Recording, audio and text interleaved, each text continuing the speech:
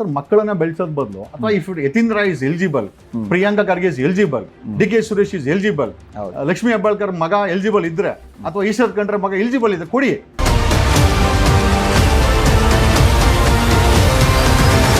ಕೆಲವೊಂದಿಷ್ಟು ರಾಜಕೀಯ ನಾಯಕರುಗಳ ಹೆಸರುಗಳನ್ನ ಹೇಳ್ತೀನಿ, ಅವ್ರ ಬಗ್ಗೆ ಏನ್ ಅನ್ಸುತ್ತೆ ನಿಮ್ಮ ಅಭಿಪ್ರಾಯ? ಓಕೆನಾ?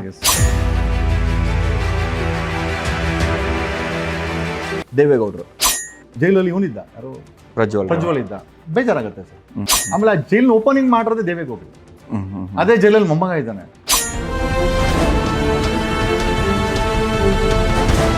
ಚಡಿಗಿಡಿ ಹಾಕೊಂಡು ಆರಾಮಾಗಿ is in zone world.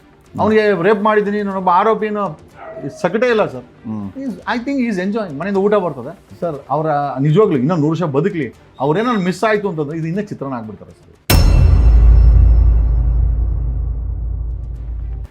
Siddaramaiah, I think it's time to retire. H D Kumaraswamy, ಎಲ್ಲ ಇದ್ದು ಏನು ಇಲ್ಲದ ಹಾಗೆ ಬದುಕಿರುವ, ಎಲ್ಲ ಇದ್ದು ಏನು ಇಲ್ಲದ ಹಾಗೆ ಬದುಕಿರುವ.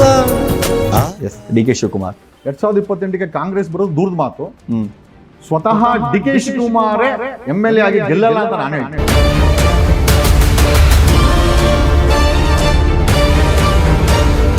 ನಿಖಿಲ್ ಕುಮಾರಸ್ವಾಮಿ, ಲೀವ್ ಇದ್ದಾಗ ದುಬೈಗೆ ಹೋಗೋದು, ಇಂಪೋರ್ಟ್ ಕಾರಲ್ಲಿ ಓಡಾಡೋದು, ಸಾರು ಹೋಟ್ಲಲ್ಲಿ ಜೀವನ ಮಾಡೋದು, ಯಾವುದೋ ಎಲೆಕ್ಷನ್ ಬಂದಾಗ ಜನಗಳ ಮುಖ ತೋರಿಸಿದ್ರೆ ಸರ್ ವೋಟ್ ಹಾಕಲ್ಲ ಸರ್. ರಮೇಶ್ ಜಾರಕಿಹೊಳಿ, 2021ಕ್ಕೆ ಒಬ್ಬ CM ಕ್ಯಾಂಡಿಡೇಟ್ ಬಿಜೆಪಿ ಅಂತ ನಮಗೆಲ್ಲ ಪ್ರಬಲವಾಗಿ ಅನಿಸಿದ್ದು. ಹೌದು, ಈ ಗತಿ ಬರಬಾರ್ದಾಗಿತ್ತು. ರೇವಣ್ಣ, ನನ್ನ ರಾಜಕೀಯ ಭವಿಷ್ಯ ಮುಗಿದಿದೆ ಅಂತ ನನಗನ್ಸುತ್ತೆ ಸರ್. ಓಕೆ. ಜಮೀರ್ ಅಹಮದ್, ಅವನು ಜಮೀರು ಯುದ್ಧಕ್ಕೆ ಹೋಗ್ತಾನೆ ಇಲ್ಲ ಗೊತ್ತಿಲ್ಲ ಸರ್. ನನ್ಗೆ ಮುಂದೆ ಅಡ್ವೈಸು, ಸದ್ಯಕ್ಕೆ ವಿತೌಟ್ ಗನ್ಮೆನ್ ಕಾಶ್ಮೀರ್ಗೆ ಒಂದು ರೌಂಡ್ ಹೋಗ್ಬರಕ್ಕೆ ಸರ್.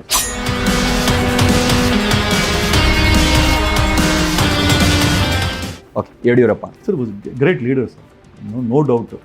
ಅವ್ರ ಮಗ ಅಂತೂ ಏನೂ ಆಗಲ್ಲ.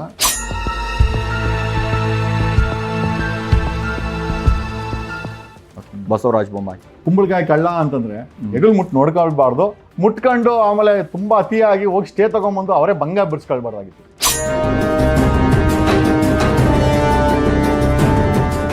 ಓಕೆ. ಮುನಿರತ್ನ, ಒಂದೇ ಯಾವ ಎರಡನೇ ಸತಿ ನಿಮ್ಗೆ ಕಚ್ಚಬಾರ್ದು. ಯಾವುದು ಅಂತ ಮುನಿರತ್ನ ಗೊತ್ತು.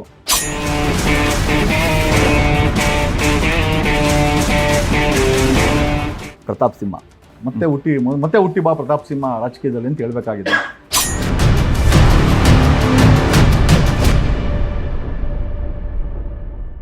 ಅಂದರೆ ಈಗ ರಾಜಕೀಯಕ್ಕೆ ಒಂದು ಕಡೆ ಎಂಟ್ರಿ ಕೊಡೋದಕ್ಕೆ ಸಂಪೂರ್ಣವಾಗಿ ಒಂದು ಕಡೆ ನೋಡಿದ್ರೆ ರೆಡಿಯಾಗಿದ್ದೀರಾ ಅಂತ ಅನ್ಕೋತೀನಿ. ಯಾಕಂದರೆ ಆ ಮುಖದಲ್ಲಿ ಆ ಕಾಂತಿ, ಆ ನಗು, ಅಂದರೆ ಆ ನಗುವಲ್ಲಿ ಒಂದು ಸಂದೇಶ ಇದೆ, ಏನೋ ನಾನು ರಾಜಕೀಯಕ್ಕೆ ಎಂಟ್ರಿ ಕೊಡ್ತಾ ಇದ್ದೀನಿ ತಡೀರಿ ಅನ್ನೋ ರೀತಿ ಇದೆ.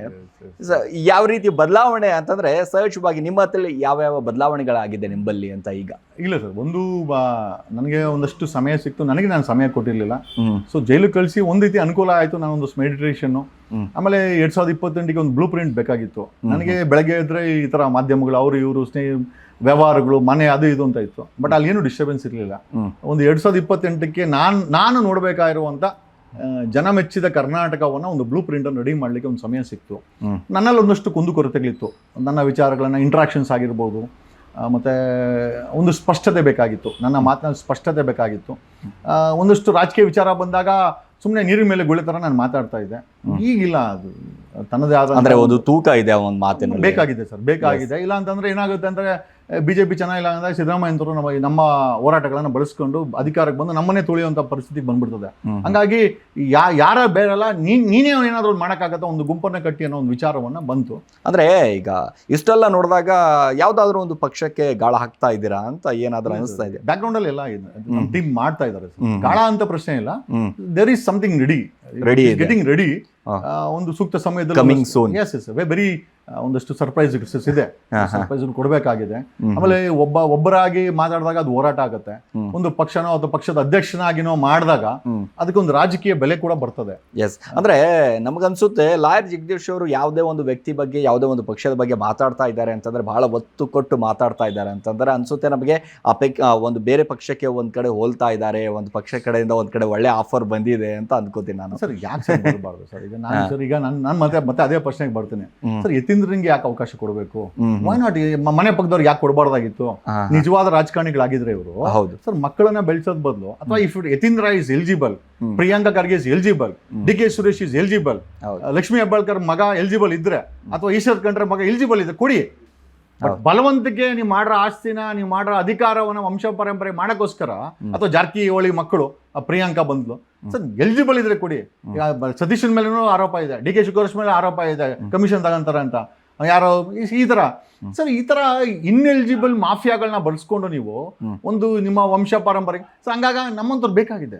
ಎಸ್, ಅಂದ್ರೆ ಈಗ ಓಕೆ, ಒಂದು ಕೆಲವೊಂದಿಷ್ಟು ರಾಜಕೀಯ ನಾಯಕರುಗಳ ಹೆಸರುಗಳನ್ನ ಹೇಳ್ತೀನಿ, ಅವ್ರ ಬಗ್ಗೆ ಏನ್ ಅನ್ಸುತ್ತೆ ನಿಮ್ಮ ಅಭಿಪ್ರಾಯ? ಓಕೆನಾ? ದೇವೇಗೌಡರು ಸರ್, ಒಂದು ಈ ಕರ್ನಾಟಕ ಕಂಡಂತ ಏಕೈಕ ಪ್ರಧಾನಿ ಅಂದ್ರೆ ಆ ಸ್ಥಾನಕ್ಕೆ ಹೋದಂಥವ್ರು. ತದನಂತರ ಯಾರು ಹೋಗ್ಲಿಲ್ಲ ಸರ್. ಮುಂದೆ ಹೋಗ್ತಾರೋ ಇಲ್ಲೋ ಅದು ಡೌಟ್ ಆಗ್ಬಿಡುತ್ತೆ ಇವತ್ತಿನ ರಾಜಕಾರಣದಲ್ಲಿ. ಮುತ್ಸದಿ ರಾಜಕಾರಣಿ sir, is A good man. But ಅವರ ಇವತ್ತಿನ ಪರಿಸ್ಥಿತಿ, ಅವ್ರ ಮನೆ ಪರಿಸ್ಥಿತಿ ನೋಡಿದ್ರೆ, ಜೈಲಲ್ಲಿ ಇವನಿದ್ದ, ಯಾರು ಪ್ರಜ್ವಲ್ ಇದ್ದ, ಬೇಜಾರಾಗುತ್ತೆ ಸರ್.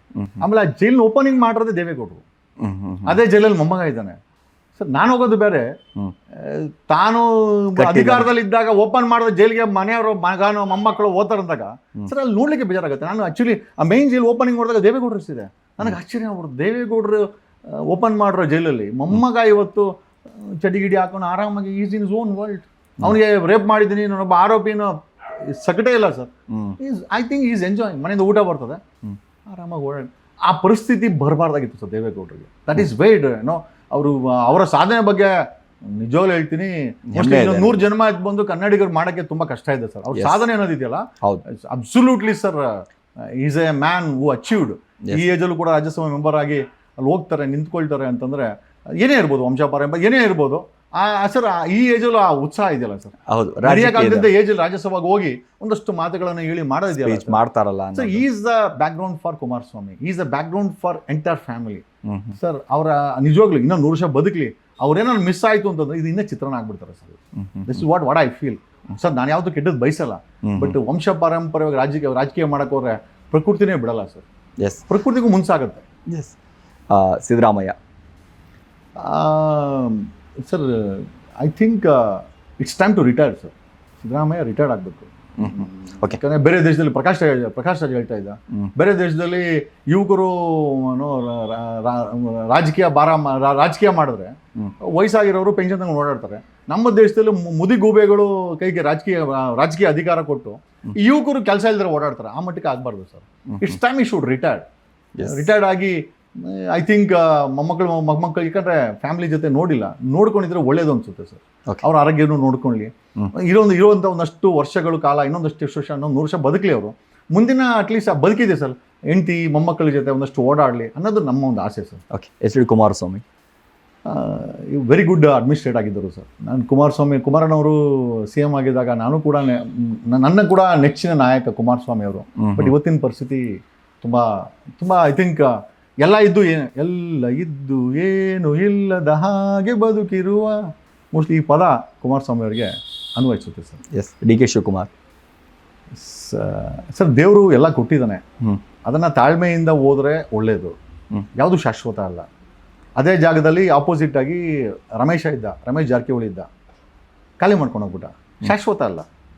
ಹಾಗಾಗಿ ರಮೇಶ್ ಜಾರಕಿಹೊಳಿನೇ ಖಾಲಿ ಮಾಡ್ಕೊಂಡು ಹೋಗ್ಬೇಕು ಅಂತ ಏನಿಲ್ಲ. ಡಿ ಕೆ ಶಿವಕುಮಾರ್ ಕೂಡ ಖಾಲಿ ಮಾಡಿ ಇದೇ ರೀತಿ ಮುಂದುವರ್ತಾರೆ. ಡಿ ಕೆ ಶಿವಕುಮಾರ್ ಕೂಡ ಒಂದಲ್ಲ ಒಂದು ದಿವಸ ಖಾಲಿ ಮಾಡ್ಕೊಂಡು ಹೋಗ್ತಾರೆ. 2028ಕ್ಕೆ ನಾನು ಯಾರೋ ಕೇಳ್ಪಟ್ಟೆ, ನಮ್ಮದು ಕಾಂಗ್ರೆಸ್ ಸರ್ಕಾರ ಬರುತ್ತೆ ಅಂತ. ನಾನು ಒಂದು ಸ್ಪಷ್ಟವಾಗಿ ಹೇಳ್ತೀನಿ, ಅವರಷ್ಟು ಅನುಭವ ನನಗಿಲ್ಲ. 2028ಕ್ಕೆ ಕಾಂಗ್ರೆಸ್ ಬರೋದು ದೂರದ ಮಾತು. ಸ್ವತಃ ಡಿ ಕೆ ಶಿವಕುಮಾರೇ MLA ಆಗಿ ಗೆಲ್ಲಲ್ಲ ಅಂತ ನಾನು ಹೇಳ್ತೀನಿ. ಈ ವಿಲ್ ನಾಟ್, ಅವರ ಸೀಟನ್ನು ಕೂಡ ಅವ್ರು ಕಾಪಾಡ್ಕೊಳಕ್ಕಾಗಲ್ಲ. ತಮ್ಮನ ಸೀಟ್ ಹೋಯ್ತು, ನೆಕ್ಸ್ಟ್ ಹೋಗೋದು ಇವ್ರದೇ ಸೀಟು. 2028ಕ್ಕೆ ಇದೇ ರೀತಿ ಮುಂದುವರೆದ್ರೆ 2028ಕ್ಕೆ ತುಂಬ I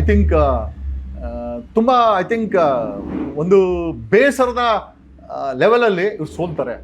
D K Shivakumar 2028ಕ್ಕೆ Congress ಸರ್ಕಾರ ಮಾಡೋ ದೂರದ ಮಾತು, ಬಟ್ ಈ ವಿಲ್ ಲೂಸ್ ಅಂತ ನನಗೆ ಅನ್ನಿಸ್ತಾ ಇದೆ sir. Yes. Nikhil Kumaraswamy sir, ದೇವರೆಲ್ಲ ಕೊಟ್ಟಿದ್ದಾನೆ, ಅದು ಯಾಕೋ ರಾಜಕೀಯದಲ್ಲಿ ಫಿಟ್ ಆಗ್ತಾ ಇಲ್ಲ. ಮೋಸ್ಟ್ಲಿ ಅವರಲ್ಲೇನೋ ಕೊರತೆ ಇದೆ ಸರ್. ಅದೇನು ಹೇಳ್ತಾರ, ಸೊಂಟದ ಕೂಸು ಅಂದಂಗೆ ಮಗುನ ಸೊಂಟದಲ್ಲಿ ಬಿಡಬೇಕು. ಕುಮಾರಸ್ವಾಮಿ ಫೀಲ್ಡ್ಗೆ ಬಿಡಬೇಕು. ಅವರು ಸೊಂಟ ಬಿಟ್ಟು ಬಂದರೆ ಆ ಮಗು ತಾಯಿ ಥರ ಸೊಂಟದಲ್ಲಿ ಕೂತ್ಕೊಳ್ಳೋದು ಅವಶ್ಯಕತೆ ಇಲ್ಲ. ರಾಜಕೀಯ ಅನ್ನೋದು ಸೊಂಟದ ಮೇಲೆ ಕೂತ್ಕೊಂಡು ಮಾಡೋಕ್ಕಾಗಲ್ಲ, ಅಥವಾ ಮಗು ಅಂತ ಹೇಳ್ಕೊಂಡು ಮಾಡೋಕ್ಕಾಗಲ್ಲ, ಅಥವಾ ರಾಜ್ಕುಮಾರ್ ಅಂತ ಹೇಳಿ ಮಾಡೋಕ್ಕಾಗಲ್ಲ. He have to come to raw field sir. ಬರಬೇಕು, ಜನರ ಜೊತೆ ಸಂಪರ್ಕ ಮಾಡಬೇಕು, ಒಂದಷ್ಟು ಸಭೆಗಳು ಮಾಡಬೇಕು ಇಂಡಿಪೆಂಡೆಂಟ್ ಆಗಿ.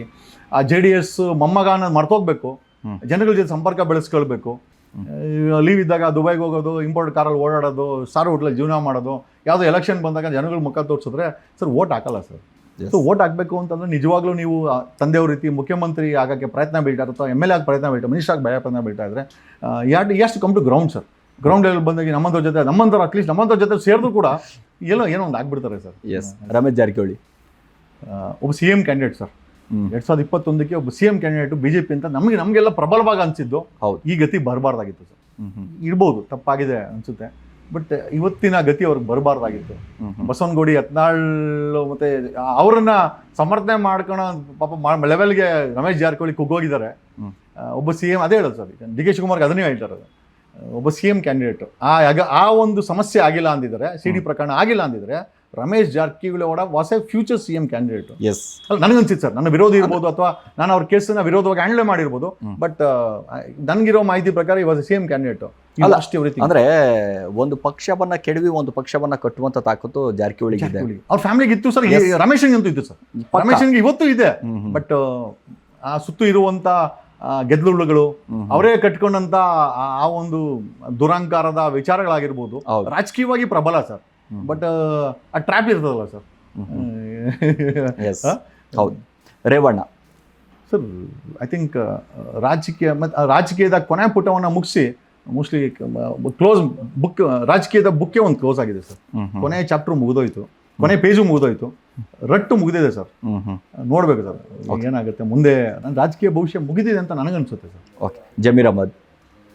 ಹಾಂ ಸರ್, ಮನೆ ಕೇಳಿಸ್ಕೊಂಡೆ ಯುದ್ಧ ಬಂತು ಅಂದರೆ ಬಾಂಬ್ ಕಟ್ಕೊಂಡು ಹೋಗ್ತೀನಿ ಅಂತಲೇ ಹೇಳಿದ್ನಂತೆ. ಹೌದು ಸರ್, ಆ ಥರ ಸುಳ್ಳೆಲ್ಲ ಯಾಕೆ ಹೇಳ್ಬೇಕು ಸರ್? ಏನು ಕೈಲಾಗುತ್ತೆ ಅದನ್ನ ಹೇಳ್ಬೇಕು ಸರ್. ಬಾಂಬು ನಮ್ಮ ಇಂಡಿಯನ್ ಆರ್ಮಿ ಕೊಡೋದು ಇಲ್ಲ, ಗನ್ನು ಕೊಡಲ್ಲ, ಬಾಂಬು ಕೊಡಲ್ಲ. ಸಪೋರ್ಟ್ ಏನೋ ಮಾಡ್ಬೋದು, ಕಾಸು ಕೊಡ್ಬೋದು, ಬಟ್ ಬಾಂಬ್ ಎಲ್ಲಿದೆ ಅಂತ ಬಾಂಬ್ ಏನೋ ಇಟ್ಕೊಳ್ಳೋಣ ಅವನು ಗೊತ್ತಿಲ್ಲ ನನಗೆ.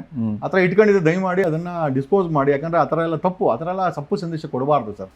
ಅವನು ಜಮೀರು ಯುದ್ಧಕ್ಕೆ ಹೋಗ್ತಾನೆ ಇಲ್ಲ ಗೊತ್ತಿಲ್ಲ ಸರ್. ನನ್ಗೆ ಮುಂದೆ ಅಡ್ವೈಸು, ಸದ್ಯಕ್ಕೆ ವಿತೌಟ್ ಗನ್ಮೆನ್ ಕಾಶ್ಮೀರ್ಗೆ ಒಂದು ರೌಂಡ್ ಹೋಗ್ಬರಕ್ಕೆ ಹೇಳಿ ಸರ್. ಹೋಗಿ ಬಂದರೆ ನಿಜವಾಗ್ಲೂ ನಾನು ಯುದ್ಧಕ್ಕೆ ಹೋಗೋಣ ಅಂತ ನಾನು ಒಪ್ಕೊಳ್ತೀನಿ ಸರ್. ಆ ರೀತಿ ಈ ಥರ ಅದೇ ಹೇಳಿದಾನೆ ಸರ್, ಈ ಮಾರ್ಕೆಟಿಂಗ್ ಆಗಿಬಿಟ್ಟಿದೆ. ಯುದ್ಧ ಅನ್ನೋದನ್ನು ಮಾರ್ಕೆಟಿಂಗ್ ಮಾಡ್ತಾ ಇದ್ದಾರೆ. ಅದರಲ್ಲಿ ಇವನು ಕೂಡ, ನಾನು ಕೂಡ ಏನು ಕಮ್ಮಿ ಇಲ್ಲ, ಚಾಮರಾಜಪೇಟೆ ಜಮೀರ್ ಅಂತ ಹೇಳ್ಕೊಂಡು ನಾನು ಬಾಂಬ್ ಕಟ್ಕೊತೀನಿ ಅಂತ. ಸೊ ಈ ಥರ ಎಲ್ಲ ಸುಳ್ಳು ಹೇಳ್ಕೊಂಡು ರಾಜಕೀಯ ಮಾಡಬಾರ್ದು ಸರ್. ಸ್ವಲ್ಪನಾದರೂ ಗಾಂಭೀರ್ಯ ಬೆಳೆಸ್ಕೊಳ್ಬೇಕು. ರಾಜಕೀಯ ಅಂದರೆ ಬರೀ ಮಾರ್ಕೆಟಿಂಗೇ ಅಲ್ಲ sir. Okay, Yediyurappa sir was great leader sir, no doubt. ಅವ್ರ ಮಗ ಅಂತೂ ಏನೂ ಆಗಲ್ಲ. ಈ ವಯಸ್ಸಲ್ಲೂ ಕೂಡ ಅವರ ಜನಜಾಗೃತಿ, ಜನಾಕ್ರೋಶ ಯಾತ್ರೆನ ಅವ್ರನ್ನ ನೋಡಿ ಏನೇ ಆರೋಪಗಳಿರ್ಬೋದು, ಬಟ್ ಇವತ್ತು ಕೂಡ ಲೀಡರ್ ಕಾಣಿಸ್ತಾನೆ ಸರ್ ಮುಖದಲ್ಲಿ. ಬಟ್ ಈ ವಯಸ್ಸಾಗ್ಬಿಡ್ದು ಅಷ್ಟು ಬಿಟ್ಟರೆ, ಏಜ್ ಫ್ಯಾಕ್ಟರ್ ಬಿಟ್ಟರೆ ನಿಜವಾಗ್ಲೂ ತಾಕತ್ತಿದ್ರೆ ಇವತ್ತೇನಾದರೂ ಏಜ್ ಇದ್ರೆ ಸರ್ ಮತ್ತೆ ಕಟ್ಟಿರೋನು ಸರ್ ಪಕ್ಕ. ಯಾಕಂದರೆ ಸೈಕಲ್ ಮೇಲೆ ತುಳಿದು ಪಕ್ಷ ಕಳೆದವರು ಅವರು. ಹಾಗಾಗಿ ಒಂದಷ್ಟು ಪರ್ಸನಲ್ ವಿಚಾರಗಳು ಅಥವಾ ಒಂದಷ್ಟು ಆರೋಪಗಳು ಅವ್ರಿಗೆ ಮುಳ್ಳಾಗಿರ್ಬೋದು. ಇವತ್ತು ಕೂಡ ಅಕಸ್ಮಾತ್ ಏನೋ ಒಂದು 50 ವರ್ಷ ಏಜ್ ಇದ್ದಿದ್ರೆ ಇವತ್ತು ಮತ್ತೆ BJPನ ಅಧಿಕಾರ ತಗೊಂಬರುವಂಥ ಕೆಪಾಸಿಟಿ ಯಡಿಯೂರಪ್ಪನಿಗೆ ಇದೆ ಸರ್ ಇವತ್ತು. Because of age factor not possible. But ಮಕ್ಕಳಂತೂ it's ruled out matter. Okay, Basavaraja Bommai sir ವಯಸ್ಸಾಗಿದೆ ಅಂತ ಅವ್ರು ಅನ್ಕೊಳ್ಬೇಕು ಸರ್, ಮೋಸ್ಟ್ ಇಂಪಾರ್ಟೆಂಟ್ಲಿ. ಆಮೇಲೆ ಇದನ್ನ ಕುಂಬಳಕಾಯಿ ಕಳ್ಳ ಅಂತಂದ್ರೆ ಎಗಲ್ ನೋಡ್ಕೊಳ್ಬಾರ್ದು, ಮುಟ್ಕೊಂಡು ಆಮೇಲೆ ತುಂಬಾ ಅತಿಯಾಗಿ ಹೋಗಿ ಸ್ಟೇ ತಗೊಂಬಂದು ಅವರೇ ಭಂಗ ಬಿಡಿಸ್ಕೊಳ್ಬಾರ್ದಾಗಿತ್ತು ಸರ್. ಅವ್ರಿಗೆ ಸ್ಟೇ ತಗೊಂಬಂದು ಏನೋ ಉಳುಕಿದೆ ಅಂತ ಜನರಿಗೆ ಹೇಳ್ಕೊಂಡ್ರು. ರಾಜಕೀಯ, ಅವ್ರ ತಂದೆ ರಾಜಕೀಯ ಮಾಡಿದ್ದಾರೆ, CM ಆಗಿದ್ದಾರೆ. ಕನಿಷ್ಠ ರಾಜಕೀಯ ಮೆಚುರಿಟಿ ಇಲ್ಲ ಆ ವ್ಯಕ್ತಿಗೆ. ಹೋಗಿ ಸ್ಟೇ ತಗೊಂಬಂದು ಮಗನ್ನ ರಾಜಕೀಯದ ಭವಿಷ್ಯದ ಮೇಲೆ ತಾನೇ ಕಲ್ಲಾಕದ ಸರ್ ಅಂತ ನನಗನ್ಸುತ್ತೆ. ಓಕೆ, ಮುನಿರತ್ನ ಕಣ್ಣೀರಾಗದೆ ಅಂತ ಕೇಳಿದ್ರು ಸರ್. ನನ್ನ ಹತ್ರ ನನ್ನೊಂದಷ್ಟು ಕಾಲ ನನ್ನ ಹತ್ರ ಮಾತಾಡಿದ್ರು. ಒಬ್ಬ ರಾಜಕಾರಣಿ, ಒಬ್ಬ MLA, ಮಾಜಿ ಮಂತ್ರಿ, ಸೊ ಮಾತಾಡಬೇಕಾಯ್ತು. ಒಂದಷ್ಟು ಬದಲಾವಣೆ ಮಾಡಿಕೊಂಡ್ರೆ ಒಳ್ಳೆ ಸರ್. ಸರ್ ನಡೆಯೋ ಕಾಲು ಎಡುವುದು ಸಹಜ. ಮುನಿರತ್ನಗೆ ಆಗ್ಬೋದು, ನನಗೆ ಆಗ್ಬೋದು, DK ಶಿವಕುಮಾರ್ಗೆ ಆಗ್ಬೋದು, ಸಿದ್ದರಾಮಯ್ಯಗೆ ಆಗ್ಬೋದು. ಎಡುವುದಾಗ never allow the same snake to bite twice ಅಂತೆ. ಒಂದೇ ಹಾವು ಎರಡನೇ ಸತಿ ನಿಮ್ಗೆ ಕಚ್ಚಬಾರ್ದು. ಹಾವು ಯಾವುದು ಅಂತ ಮುನಿರತ್ನಗೆ ಗೊತ್ತು. ಖಚಿತವಾಗಿ ನೋಡ್ಕೊಂಡ್ರೆ ಅವರ ಇವತ್ತಿನ ರಿಟೈರ್ಮೆಂಟ್ ಲೈಫ್ ಏನಿದೆ ಅಥವಾ 60 years ಪ್ಲಸ್ ಅವರೇ ಹೇಳ್ಕೊಂತಾರೆ ನಂಗೆ ಮೊಮ್ಮಕ್ಕಳಿದ್ದಾರೆ ಅಂತ. ಸೊ ಆ ಲೈಫ್ಗೆ ಇಂಪ್ಯಾಕ್ಟ್ ಆಗಬಾರ್ದು ಸರ್. ಈ ಏಜಲ್ಲಿ ಆ ಡ್ಯಾಮೇಜಸ್ ತುಂಬ ವೆರಿ ವೆರಿ ಡೇಂಜರಸ್.